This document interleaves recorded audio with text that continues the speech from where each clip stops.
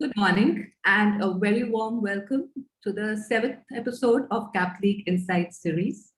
Our topic for today's discussion is the nuances and challenges of a successful second innings. We all know that retirement is a critical transition in life and it can lead to a successful second innings if planned well and in advance. A retirement plan helps in proactively navigating the headwinds we face and it prepares us for things that are both known and unknown. Over the years, the dynamics of retirement have changed and it means different things to different people. The age of retirement has definitely blurred. And instead of hanging the boots completely, it's become more about a change of course, an opportunity to follow our passion and pursue things we've always wanted to do. So, whether it is opting for an alternate career, writing a book, or playing golf, a retirement plan gives us the financial freedom to make our desired life choices. During our interactions with various client families, we've come across many concerns and challenges related to retirement planning. With lifespans getting longer, the post retirement period can be 25, 30 years or more, which is a fairly long period of time. And regardless of the amount of wealth that is accumulated, the concern of whether we would be able to comfortably sustain our desired lifestyle or outlive our savings often remains. So, to discuss the concerns, the risks, and challenges, and many other aspects of retirement planning, we have the pleasure of having with us today Radhika Gupta, MD and CEO, Edelweiss Asset Management. Welcome, Radhika, and thank you so much for joining us today. Thanks, Vanita, and thanks to you and Sapna and the entire Capital League team for having me. And, hi to everyone. Hope you are safe and sound and happy wherever you are. Thank you. Before we start the discussion, I'd just like to mention that we'll have a 10-minute Q&A session towards the end. Please type your questions in the Q&A section at the bottom of your screen and address it to the panelists. During today's session, we'll also have 2 opinion polls to get your reactions on the topic. Let's start with our first opinion poll. Interesting. Can we please have the first poll question on? So the question on your screen reads, do you worry about having enough to meet your expenses post-retirement? Please select your answer. We'll wait for a few seconds before we share the responses.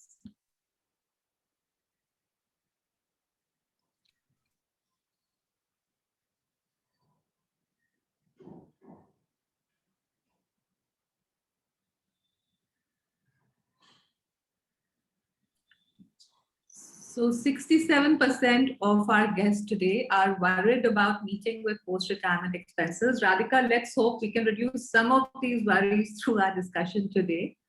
For anyone who's near to retirement or is contemplating one, the first question obviously is, how much do we need to continue with our desired lifestyle? Even for retired investors, the concern of outliving their savings is always there. So why don't you start with a broad overview of a retirement plan? What are the various factors that come in play and what are the nuances that one needs to factor in? Sure, Anita. Before I start with that, I'll tell you something about retirement that takes off very personally. This is a story that I sort of, just hold on one second. So I'll tell you a story that I grew up with around retirement. So my father is a member of the Indian government. He was a bureaucrat. And I think since the age of 10 years old, as a little girl, I've heard the word retirement in my house. Literally, हमारे घर में retirement के बाद, whenever we used to talk about lifestyle, there was always this thing about retirement. And people used to say, and why was it that way? Because a bureaucrat's career, his power, his salary, everything is still retirement. And then, as my mother used to say, after retirement, everything is going to go away. It's like Cinderella, and it's 12 o'clock at night, and the fairy godmother comes, and then we turn into a pumpkin, and then nothing is there after retirement. So that's actually how we heard about retirement. And it's been in our psyche since we were 5 and 10 years old. And my parents were very, very cautious in how they lived their current lifestyle so that they saved for retirement. In fact, my father was posted abroad, and my mother tells me this story, which I haven't shared too much, that when she came back from Denmark, which was his last posting at the airport, she told herself, "This is the last time I'm going to be on an international airport, because will we be able to afford foreign travel afterwards?" Obviously, none of that happened because they planned well for their retirement. And now they tell me we have a better lifestyle than we did. And it's all because of sensible retirement planning. So, I think retirement can be extremely scary and overwhelming. And I grew up almost imagining that, we would turn into pumpkins after my father's retirement. But if planned well, it can be a more beautiful phase of your life. I've seen my parents actually become far more free with money than they ever were in their working days because of planning. Now, I think there are four reasons that retirement matters and why you should think about retirement, which are relevant today. And then we can come to some sort of tips and nuances.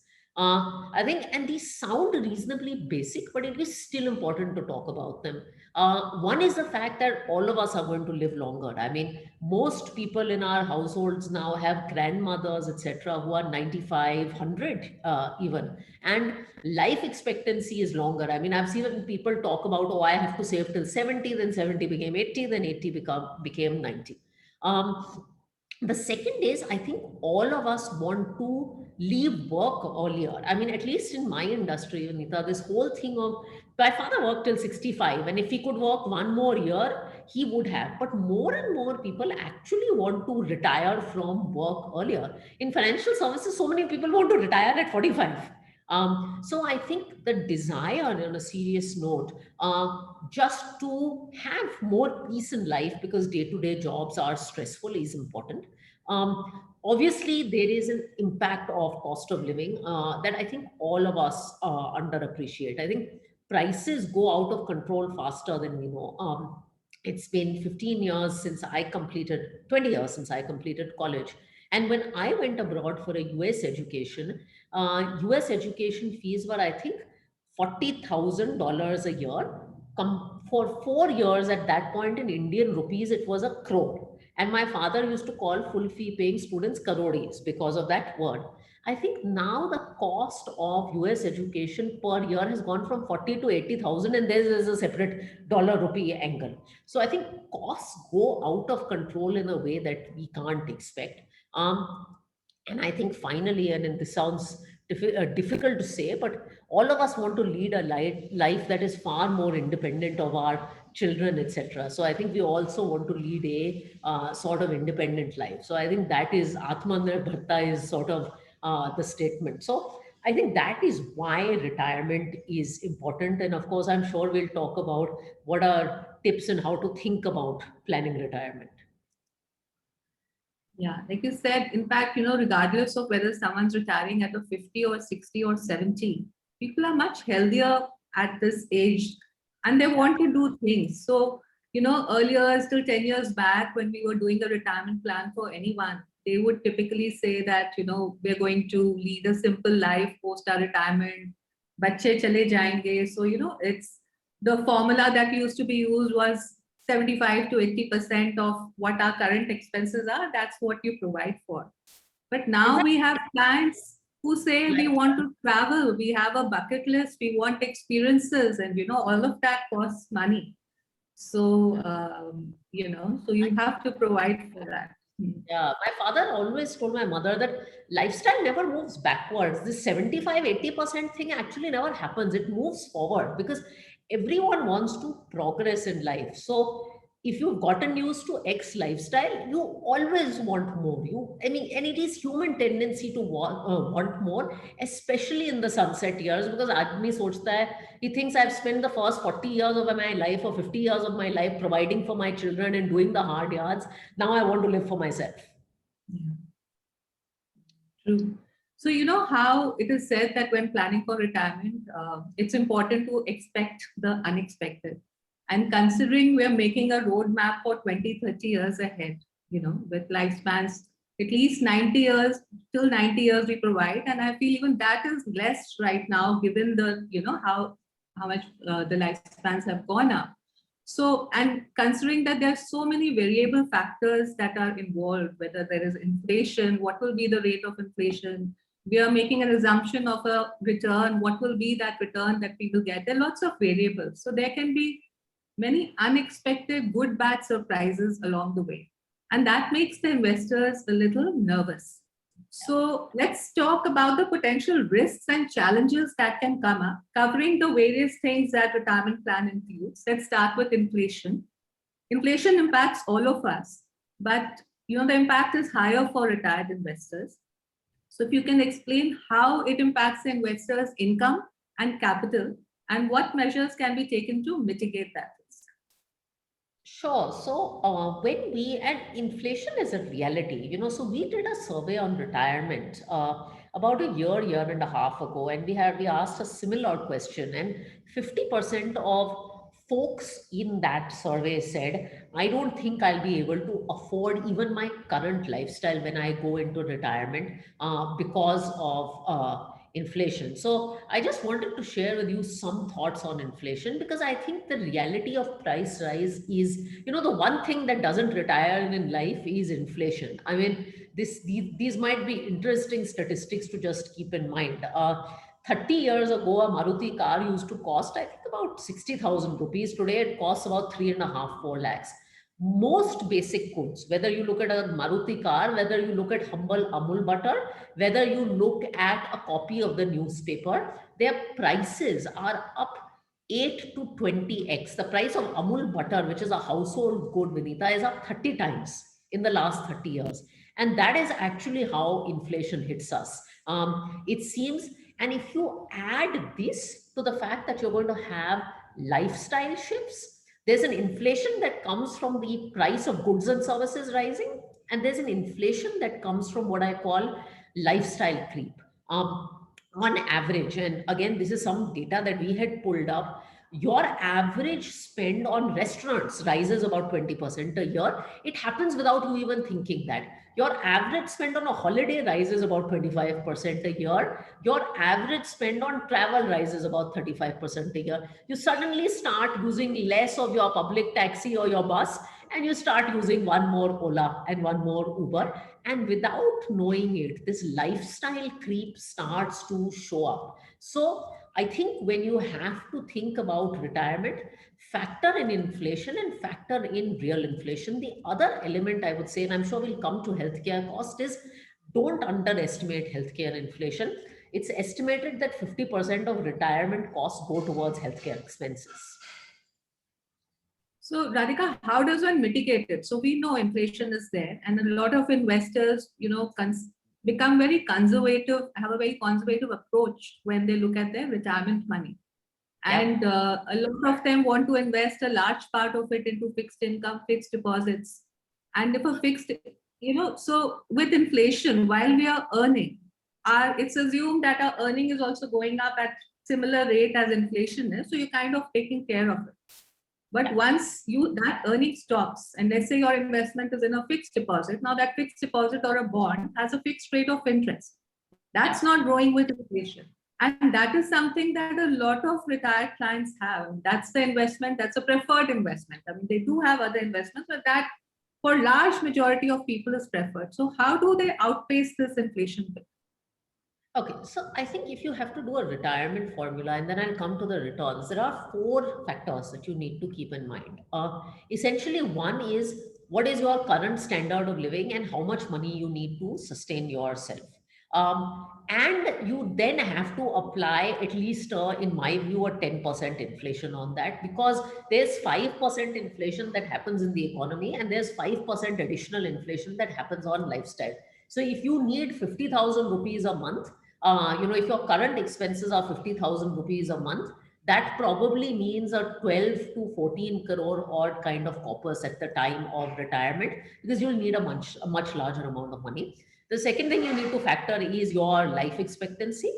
And the third thing you need to factor is your years to retire. Now, the reason I'm bringing up years to retire, Vinita, is you can solve a lot of the problems of retirement by planning for retirement before retirement. If you start planning for ultimately to earn that same purpose, you can choose to do it when you're 50, or you can choose to do it when you're 35, right? When you do it when you're 35, that incremental rate of return that you talked about that you need to earn is much less than the rate of return you need to earn when you start doing this at 50.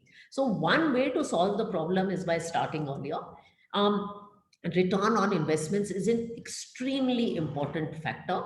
And as you get to retirement, of course, you will want to be conservative. But if you start planning early, you can be more aggressive in your earning years. So in your 30s, for instance, you can be heavily equity, cut it down in your 40s, and sunset more into fixed income by the time you get towards your 60, 70 age point.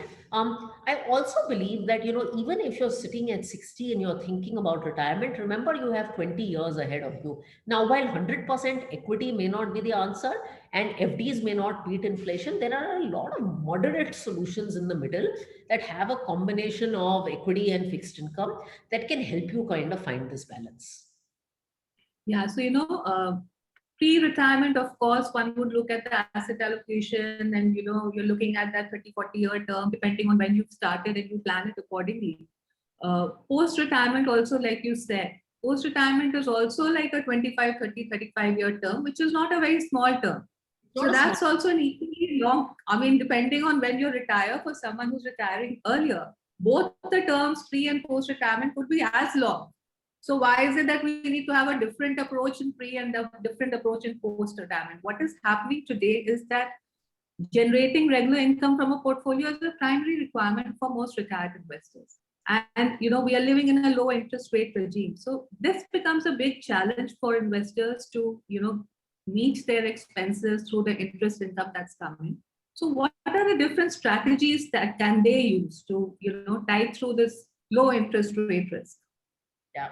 And I think, you made a very important point that even the time post retirement is a 25, 30-year-old time horizon. Now, the reason you get more conservative post retirement before I come to strategies is obviously when you're working, you have an inherent risk appetite. You have a behavioral risk appetite. You know today that if I lose 30% on my investments, kamane ka time hai.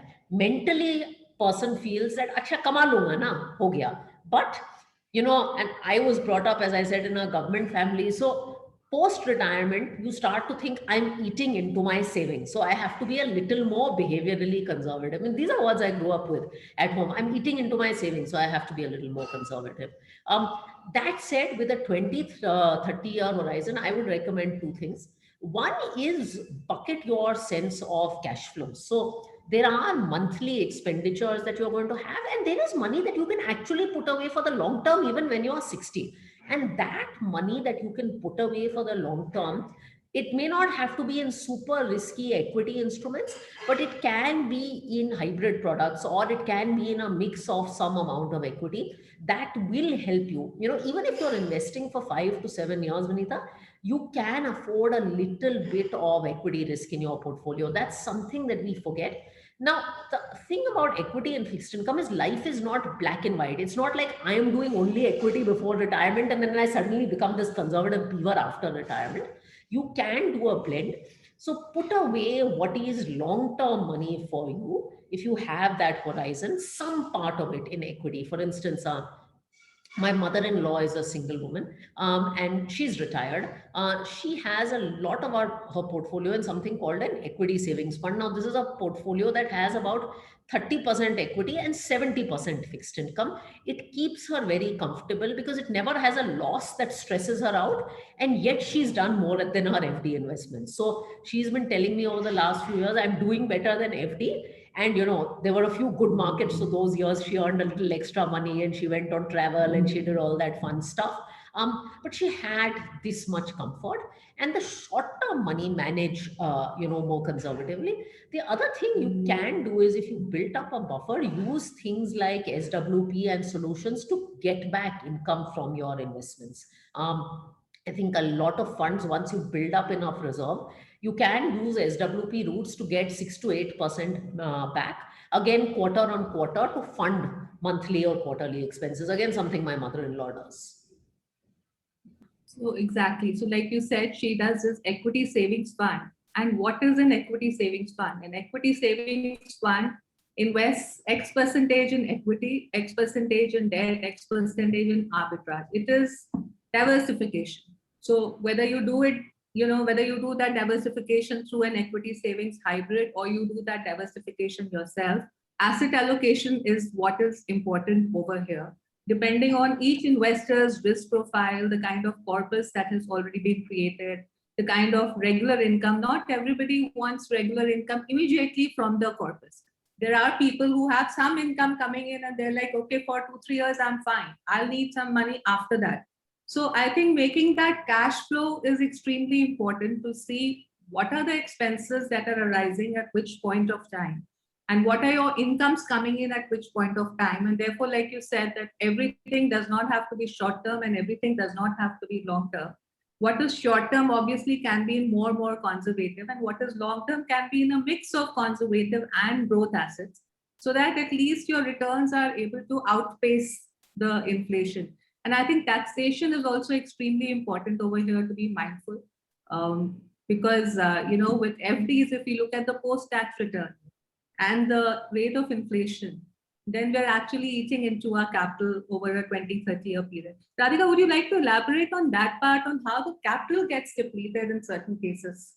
Yeah, and I'll just add one more point that before I come to this FD issue, I Hmm. also not every retiree situation is the same. Just like every 25-year-old investor is not the same, every Yes. retiree situation is not the same. Again, I go back to some examples at home. Between my mother-in-law and father-in-law, my father-in-law has regular income because he's doing consulting, he's doing this, etc. So he doesn't have a need for regular income. In my father's case, my mother is earning something and he gets a pension, so he doesn't need a regular income from investments.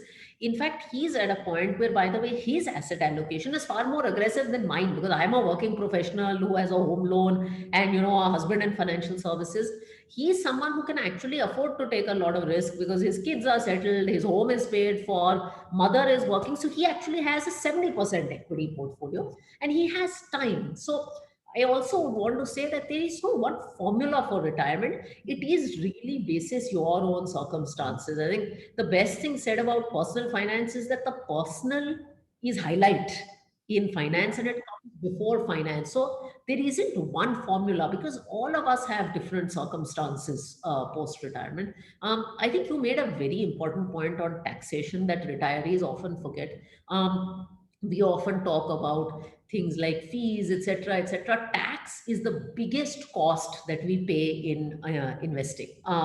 And FD has been a convenient way to invest, but do remember many of us are full tax investors when we are even in our retirement phases because we may have other sources of income, we may have investment income. Now, on a simple fixed income instrument, if you're starting to pay 30% of gains, net of inflation, you're probably earning negative real returns. And that is something that you have to keep in mind. So find ways to optimize tax. It's the basic you can do. If shifting from an FD to a simple debt fund saves you about 20% in taxation because of the capital gain structure, that's the minimum you can do for yourself. Absolutely. So moving from FDs, which is a very popular product for retired investors, I'll move to this other phenomenon that we witnessed many times. There are many investors who have high net worths due to high real estate holdings, large real estate holdings. And typically by this age, investors end up accumulating multiple properties. And especially in northern India, that thing about owning properties and zameen and all that is very high. But when we dig deeper, we realize that for many such investors, they have major liquidity concerns. They may be living in a large upmarket, posh, high-value property, but they're still worried about meeting their day-to-day expenses. So what kind of risk do you see in having such large or disproportionate allocations in such investments? And what would you recommend? And again, I'll give you family examples here. And I also come from Delhi NCR. At least my family comes from Delhi. This region, and many parts of us actually, even in Mumbai, my in-laws come from Mumbai. We were brought up with a culture that where real estate was a big part of our investment, and this is outside our primary home.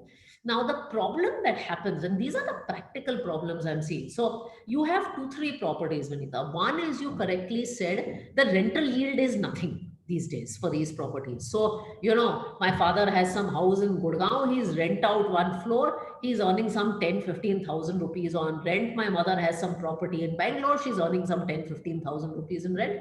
It's not going to be a meaningful delta. The rental yield is actually very low. You accumulate a bunch of these and you are actually asset rich, but cash flow poor. Yes. And that is what has happened to you. The second problem with properties as you get older is there is a tremendous effort in maintenance. There is a constant having to rent these out. There's a constant issue with maintaining these properties, and maintenance eats into your personal expenses. So when you take what you get in rent minus what you pay in maintenance, you're not only locked up in terms of cash, but you also are spending a lot of your precious time and headache dealing with this stuff. And I've seen both my father and mother-in-law deal with this. One advice I would have, again, seeing the family, is that as you get into the retirement years, start consolidating. So primary home is one thing, but other real estate investments, start consolidating them and making them more liquid. We actually I'll just come to that, Radhika. I'm sorry to stop you here. I'm going to come to consolidation in a little bit of time. Let's just handle this real estate part right now. And if we can, say, like you were mentioning, this rental yield being low, a lot of times there is no cash properties flow. are vacant. But how does one manage the cash flow? I mean, you have, like you said, asset-rich cash flow. And that the point I'm making is, and less about consolidation actually, Vinita, is about liquidity. You have to become a lot more liquid as you retire. One, because you want the yield. You want your money to start working for you. You worked hard all your life. You've saved all this money. Now it's sitting in property. You want to be able to enjoy the benefits of that money. And you want enjoying the benefits of that money at that age doesn't mean मेरे bank account में इतना पैसा है. It means I can use it to travel more, I can use it to have a better lifestyle, etc. So you want cash flow. Cash flow matters. So you need to put it into instruments that have cash flow. And by the way, it's not just about property. Locking your money in too much when you retire generally is a bad idea. You want to move towards liquidity because life is also extremely uncertain. So I think that's one thing. You also want to move towards simplicity in life. Yes, absolutely. I think making your money work for you is the most important thing that one needs to look at. So, we've often seen that, I'm moving to a different aspect of investments now. We've seen that our investment decisions are often influenced by our emotions and our cognitive biases. And this often leads to financial errors and it can derail even the best laid out financial plans. And I think being aware and being sensitive to such behavioral traits can help us make more sound decisions. So, in your experience, what are the common biases that you have witnessed amongst investors? And if you can share with some examples that, investors can relate to. So I'll share a few that are maybe more relevant for a retired category of investors.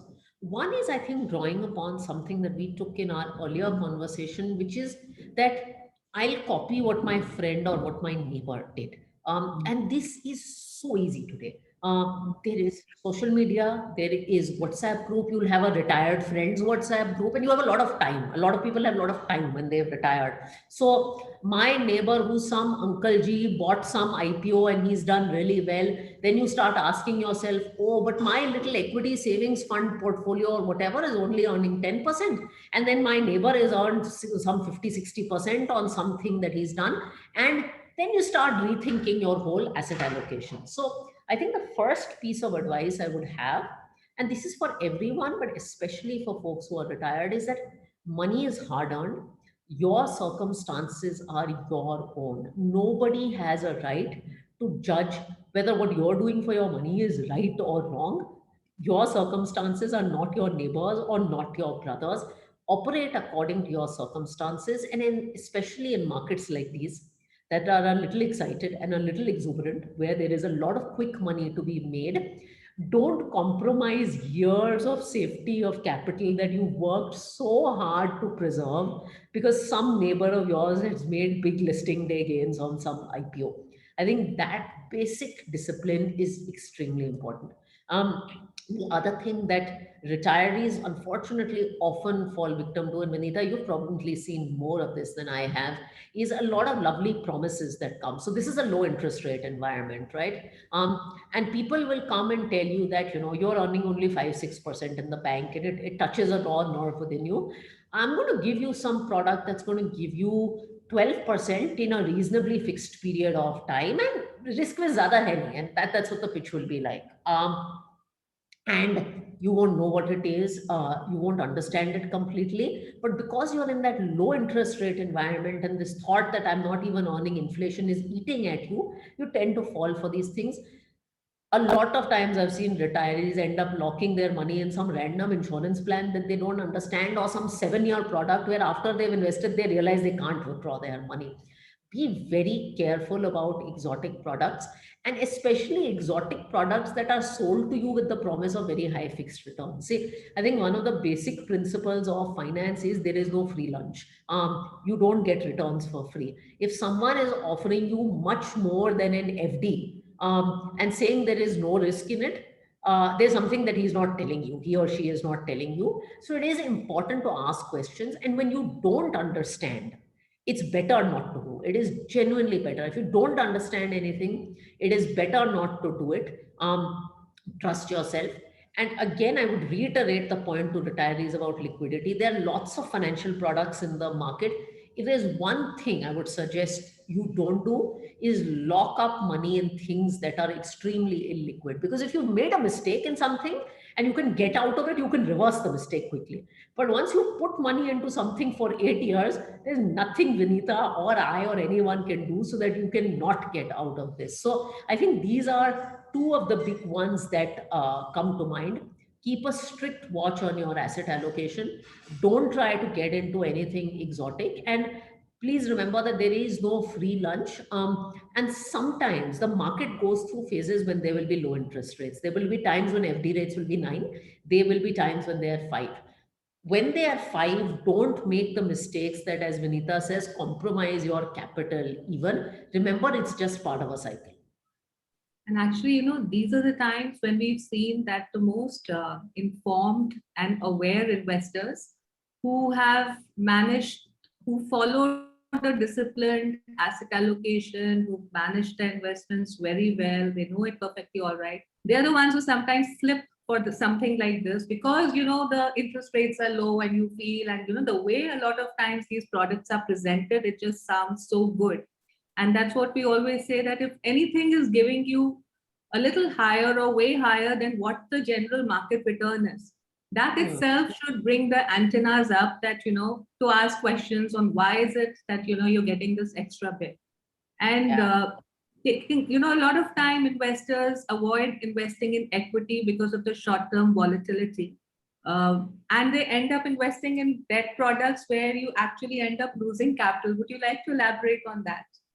Absolutely. And there's an old saying in Urdu that उम्र भर गालिब यही भूल करता रहा कि धूल चेहरे पे थी और आईना साफ करता रहा. You are obsessed with what is going on in equity, but चेहरे पे जो धूल है, which is debt, you don't remember that. So that is extremely important, and I think it is extremely important to realize why you invest in debt. You invest in debt for safety of capital. Now, for that 50 basis points or 1% or 2%, do you want to compromise the ability to get capital back in the first place? That is a question you have to ask yourself.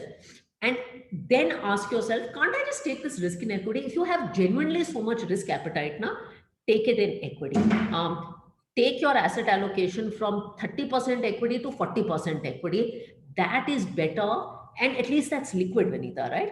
That is better than getting into some exotic fixed income product. So that is one thing I would definitely keep in mind. And there is an as I said, a tremendous impact of herd mentality, because a lot of these products are sold, your family and friends know about them, they're roaming on WhatsApp groups. Most of the investment advice I ask today, when these exotic products come to me, I ask them, so where did you find this product? You know, you're a retired guy, ex-army guy, living a nice life. Where did you find this complex product that I think some family WhatsApp group, some friends WhatsApp group, some colony WhatsApp group. And I think this is herd mentality at its very best. So this is just one that I wanted to mention. I mean, there are lots of other things that we can talk about in terms of giving, And you know. I would just like to add here that, nobody should feel bad about falling for things like that or having fallen for things like that, because the best of the people have Oh, really, yeah. yeah, it's just that sometimes it's happened, and being a little mindful of it would definitely help in taking more sound decisions, going forward. So let's take a little break for our next opinion poll. Can we please have our second poll question? Okay, so the question on your screen reads, do you have a significant financial commitment outstanding as you head into retirement? And this financial commitment can be read as a real estate loan, maybe, or real estate installments, or further tranches that need to be paid. It could be a marriage expense, anything like that. And while you're waiting for the results of the opinion poll, I would like to take this opportunity to request all of you to follow Caply on LinkedIn for market views and for information on our upcoming webinars. We would be posting the LinkedIn page link in the chat window shortly. So let's see what result we have.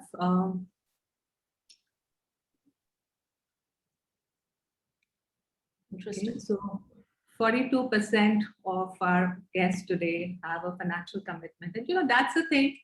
Meeting our expenses is at the crux of any retirement plan. We need to think through the various heads and future financial commitments that we may need to provide for. And one of the major expense that you earlier touched upon, and that gets often overlooked, or rather, not adequately provided for, is healthcare. And it's not just healthcare, it's also long care now that has come up with, longer lifespans, and not just for, let's say, the investors or the retired family, even for parents or the family. So how do you think we can secure this eventuality, at least financially, with occurs? I think healthcare is going to be larger than all of us estimate.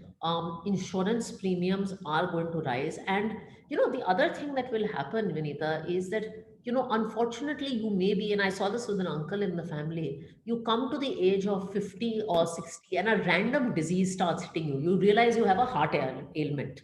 Then nobody wants to insure you. So I have an uncle who was perfectly fit and fine, went into his 50s and now has a major heart ailment. Now, no new insurance company wants to take him on. This is a real problem, and healthcare expenses are through the roof. I mean, he was hospitalized once last year, and the bill ended up being 35 lakhs. We saw this in the case of COVID. I have two suggestions on healthcare. One is on domestic, and one is on international travel. On domestic, I think there are two things you should do. One is you should buy more than adequate cover earlier in your life for you and your family, when people will give you cover, before you're out of the point when people will not give you cover. And this is something that we do for our families. Please invest in more healthcare cover. So if you think you need 3 lakhs, try and push that number up substantially.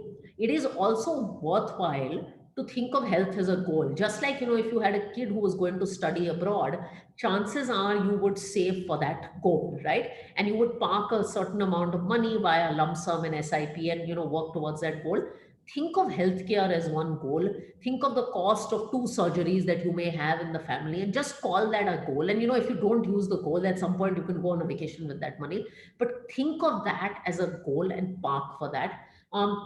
The other thing is, a lot of retirees travel. I've lived abroad, and they don't take international travel and health insurance very, very seriously. It's incredibly important. I had, someone who's a family friend travel, and the wife, they didn't take serious international health insurance, and they traveled to the US. And the US is absurd on healthcare costs. I mean, I think to get a cavity removed is a $15,000 bill in the US. And they went to New York, and then they realized, oh wait, I need to get a huge medical procedure done. And it was just heartbreaking to see what happened. So if you are traveling abroad, by all means travel. Make sure that at that age you take significant health cover, and that health cover in India does not cost much. It's sometimes 1,000 rupees, 2,000 rupees. It's not much. Just think of what would happen if you were landing up in Germany or US and had to pay healthcare bills. Yeah, I think that's a very fantastic suggestion to treat healthcare as a goal. And especially for people who get into the retirement planning late and may not be in a position to get the healthcare insurance, treating it as any other financial goal and providing for it will definitely work well. And you talked about international insurance. I would say that not just for travel, as much as possible, even if as a healthcare cover, if it is possible to get one, we must look at it definitely, because with the kind of diseases and the lifestyle diseases that have come up, if anybody needs to go overseas for any kind of treatment, that sort of insurance would definitely help. So we've reached our final question. Last but not the least, I would like to look at a different aspect of managing our investments. So far we've talked about the financial part, our expenses, return, inflation. There are also non-financial aspects to our investments that are extremely important and need to be taken care of, and you were bringing this up earlier. Through the investment journey, investors end up accumulating different assets, different products, bank accounts, life insurance policies, whatnot. And even in terms of the property portfolio that people have, there will be a house they're staying in, there's a farmhouse, there are apartments in different cities. And now there is also global real estate that people are picking up. Obviously, managing this administratively can be an onerous task, and many of the investors, the elderly investors, have their children living overseas who, even with the best of their intentions, do not have the time or wherewithal to navigate through this maze. So, what are the hygiene actions that you would recommend for investors who approach 60s, 70s, and so on, that will simplify their life as well as their families' life? I can't emphasize this enough, and this is going to be a long hygiene list. Uh, so many times, a lot of my friends are NRIs. When they lose a parent, or they come back to India and they're just scrambling with what to do in terms of finances. So many times, when one of the two spouses unfortunately passes away, the second spouse is lost. And it may be that the first spouse has done all this fantastic planning, but just because the administrivia is not done, the second spouse is lost and then wondering what happens. So I'll give you a few things that will help. One is document everything. Have one Excel file, Word document, or I hope work with an advisor on this, with every single financial asset that you own. My husband and I actually, and my husband and I plan our money together. Vinita, we did this and we've been good about this, but in the COVID period, we got so spooked that we've got a spreadsheet that actually has everything. It has all our mutual fund folios, it has our properties, it has what our SIPs are, it has our bank accounts. He even opened our EPFO passwords and just checked them. So document everything in one thing, international, domestic, etc., etc. I think that is one thing. Just document physical assets. As I said, an uncle had 6 crores of Nestle's shares that we found 20 years too late because they were undocumented. So take the effort or work with someone to document everything. It is the biggest service that you can do to yourself. And documentation is hard, but once you do it once, it's just updation. The second thing is get rid of stuff that is not needed. We talked about this in the context of properties. So get rid of excess illiquid properties that are lying khali and simplify, have a primary home.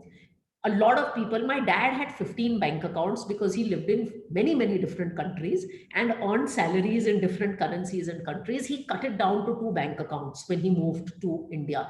Every single bank account will have 1 lakh lying here, 50,000 lying there. It's just a headache for someone to track. So simplify whatever you can. And again, document the basics of digital transactions. Again, we live in a time where nearly every app requires some OTP, some password. Document all of this so that people know. And I think two more things I would say, and I know this is a long answer. No, no, One, please take your time. This requires a lot of, it's because okay. this Go is ahead. important and it's basic and yet it is important. The Yes, two more things I would say is one is about your spouse and second is about kids and nominations. Do the basics of estate planning, which is your nominations, wills, etc. So many of us have, we see this in mutual fund industry, mutual fund folios with no nominees. Why do you want to do? It's just, and by the way, these things are not difficult to update anymore. And they're much easier to update in your living life than afterwards. So do the basics of estate planning, have clear documentation on this. It will really save the family in the future, and communicate to people that these are my accounts. This is how you are a nominee. This is what the brother has. It's just better to do this. These are difficult conversations. We don't like having these conversations, but it's important. Um, and the last and most important thing is, especially for women listening on this call, for both spouses need to be involved in finance. It's important during the lifetime, but after retirement, I can't tell you how important it is. My mother has never historically been involved in our financial planning, and she's been very reluctant. I mean, a smart lady, well educated lady, but never been involved. My father just insisted. He said, "You have to know what is going on." And he actually documented everything down, and he sat her down and he said, "This is everything we have. This is what's in your name. This is the properties I'm consolidating." They actually have a meeting every 6 months where she is involved. Life is uncertain. If one spouse goes, there's already so much that the other spouse loses emotionally. But financially, you should be very secure and don't rely on your children to do anything. There's also, unfortunately, at the time of people passing away, a lot of mismanagement that happens that can be prevented if both spouses are involved. So, both spouses need to know the financial situation of the family. absolutely. I completely agree with you. And I think it's as important as taking care of your returns and trying to get the best of products and all of that. Um, I would say the silver lining of COVID, if there is a silver lining, has been this, that everyone started looking at their things and getting their act in order. Like you mentioned that your husband, you guys made the spreadsheets. A lot of families have done that. As advisors, we've done that for many of our clients. To have everything documented, to make a note of all the nominations, to ensure that every investment has a nomination. And even if people who do not have advisor, at least this part needs to be taken care of, and even the estate planning part. So to have a nomination, to have a will, to see the counter joint account, all that is extremely important. So that brings us to the end of our discussion. Thank you, Radhika, for simplifying the different aspects and nuances. I think you couldn't have made it more simple. I would now like to open for the audience questions. Let's see, we have some questions here. The first one is that I'm 56 years old, planning to retire in 3-4 years from an active role and may take up consultancy post that. My apprehension stems more from the unpredictability of the expenses going ahead. My children are studying currently. They may go for a postgrad at some point. Their marriages may happen few years down the line. We have ailing parents. Health could also become a concern. I don't know how much each of these expense heads could cost at that point of time. How does one prepare for this? I think this is a wonderful question. This would Wonderful question. apply to so many different families. So over to you, Radhika. So this is a wonderful question. It's not an easy answer. But I think, look there. So bucket, let's break the problem down a little and bucket it into a few distinct goals. One goal is your standard of living. Look at your current standard of living today, and apply a 10% year on year rise on that for inflation, and see how many years you're going to live. And you'll just come up with the mathematics of a corpus. Simple. Um, Look at the education and marriage costs that you will have for your kids. And I'll say something a little unpopular. Discuss what your kids expect from you in terms of financial goals. These days, education and marriage can be a 5 lakh affair and marriage can be a 75 lakh affair. So have an honest discussion as to what your ongoing liabilities with your kids were. Like in my household, it was very clear my father would pay for our help us through our undergrad educations, and that was kind of it in life. And it's a fair discussion to have. Put a bucket for that. If you sorted out adequate health insurance, Then put a second bucket. Assume that each of the major partners will have one or two major surgeries, at some point. Check that cost, apply a factor of inflation on that. Once you have these goals, you will have a sense of what kind of corpus you need and over what period you need that corpus. So if you realize that even my kids' goals, I have 10 years to meet, then you can be a little more aggressive in your investment strategy because you have 10 years to kind of realize those goals. If some of those goals are coming up in 2 years, unfortunately, you'll have to be very conservative here with your investments. But start by doing this bucketing, applying a factor of inflation, and then deciding how long do I need to meet these goals in, and planning your investments accordingly. So if there's something that's a 10-year goal, as I said, you can be far more aggressive with your investment strategy than you can be with something that's a 5-year goal or a 2-year goal. Absolutely. In fact, if I were to define retirement planning in one or two lines, I would say it is about bucketing your expenses and bucketing your income flows and just seeing that the two are aligned together. So the next question, Radhika, is what would be a good option for generating a regular annuity stream after regular income flow has stopped? So there's no one right option, Vanita, but I'll give you at least my take on this because, as I said, this is highly personal. I think products or a combined solution that you can create that combine a mix of equity and fixed income are very good for a retired category of investors. So we talked about the context of an equity savings fund. For instance, for most investors, if you have 15, 20 years ahead of you, something that's 50 equity, 50 debt, either through the balanced category or the equity savings category, this kind of stuff works really well. And what you can do is you can have your investments and don't seek income today. So don't expect that I'll invest today and I'll start doing withdrawals and getting money because you're going to eat from your capital. Hopefully you started doing this planning when you're 55, started buying into these products.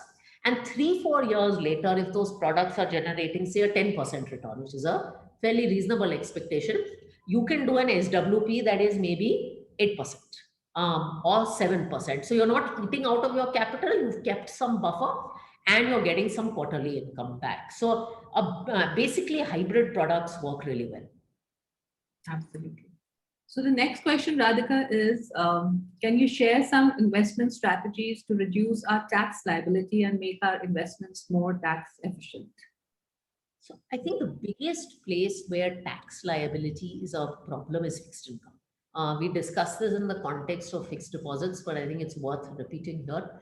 When you are doing investments in FD or anything like that, that are taxed at the marginal rate of income, and because of investment income, pension income, many of us are full tax even after retirement. You're giving away 30% in tax. If you were to do so, instead of doing FD, if you were to do the same thing in a debt fund or a debt fund structure that mirrors FDs, and there are lots of those products out there, the target maturity debt funds, lots of products out there.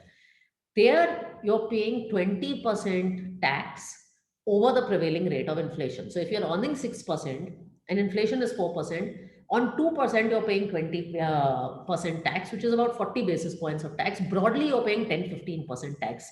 That is a straight 10-15% tax saving on your fixed income money that you are entitled to. Please take that into account. Equity investing is generally fairly tax efficient. I will make one point on equity investing. And this is something my husband and I have debated, even though we are nowhere near retirement. When we churn funds, every time we pay 10% tax. If you earn a 12% return in equity, that's 1.2% tax a year. That's a big amount of money. So constantly churning things because you've read the news or something going on, etc. Tax is the biggest cost you pay. So just by being patient and doing nothing, you also save a lot of tax in equities. Be patient and doing nothing is a very, very efficient and best strategy a lot of times when it comes to dealing with investments. I'll take the last question, and in fact I have two questions on real estate, so I'm going to combine them. The first one is, I'm a large investor in real estate, invested primarily in properties and did very well over decades, but the last few years have been a setback. I have properties that are vacant or getting very low rent, especially in COVID. Commercial space has been hit hard. never believed much in building a financial portfolio, but now in retirement years, feeling the crunch. What would be your recommendations? And the second question, which is also on this, it's not exactly a question. It says, I'm conscious of the need to exit some real estate. A huge impediment is nobody wants to pay by check. I'm aware that this is not really relevant to the session, but it's a major stumbling block, which it is, and which is a negative of the real estate once, Yeah, that's So, another negative that we didn't speak about on real yes. estate in that region. Oh, this is, and by the way, I'm not a real estate expert, but I will tell you my views from experience here. You have to start property consolidation. As I said, I've seen this enough with in-laws. I've seen this enough at home. Uh, as property markets start to improve, and at least residentially, there's some hope that, and I'm speaking to Mumbai here, but that property markets will start to improve gradually. If you have 3 4 properties that are non-essential, I would highly encourage you to start selling them. And I think what we do in property pricing is we're looking for that 2% delta, that 5% delta. We have this loss aversion कि इतने में खरीदी थी तो इतनी मिलनी चाहिए. Think about the hidden costs of liquidity, because that investment is basically lying dead and you're earning nothing on it. Try and take one property a year and get rid of it. When you look at your and in NCR, I know many of us have 5 to 7 family properties, छोटे छोटे घर, some apartment here, some random office space there. Try and take one a year and consolidate it and move it into a moderate hybrid product and start earning income. I promise you, and I've seen this at home, once you start, to the person who didn't have a financial portfolio, once you start selling a property and moving it into a financial investment, and then you benefit from the monthly returns, you'll wonder why you didn't do this earlier. Yeah. So that was our last question, and it brings us to the end of our session today. Thanks a lot, Radhika, for your time and for explaining everything so simply. We hope that everyone found the discussion useful and found some takeaways for your own unique context. And I hope we've been able to reduce some of the worries at least. Thank you very much for joining us this Saturday morning. May I request all of you to please take a few seconds to fill out the feedback form, which will appear on your browser as you exit this webinar. Thank you once again. Have a great weekend. And thank you so much, Radhika. Thank you, Vinita.